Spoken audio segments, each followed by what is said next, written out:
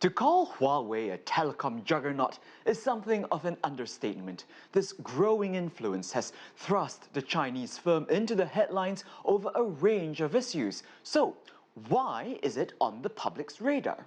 Huawei is the world's second largest smartphone maker behind Samsung, selling considerably more devices than Apple. It's also the biggest supplier of telecom equipment and widely acknowledged as the leader in 5G technology, the next generation of mobile broadband. That worries some, particularly the United States, which bans Huawei products from use in its agencies. Washington sees Huawei as a security threat, a potential spy for the Chinese government, and is pressuring allies to follow suit. We hope that like-minded governments will avoid committing to any one system or vendor until they're able to properly vet and compare available technologies. But some nations, including the UK, are working with Huawei to build their 5G infrastructure.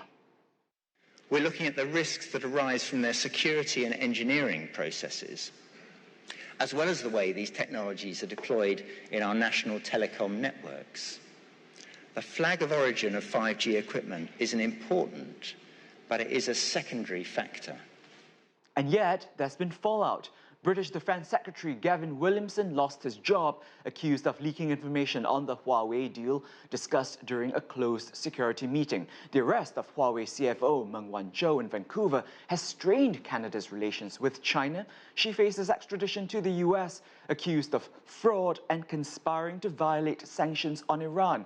And in its own lawsuit, Huawei is challenging Washington's ban on its products. Now, Huawei maintains that it has no direct links to the Chinese government or military, and it says the political pressure it's facing amounts to stall tactics so other companies can catch up to its dominance in 5G.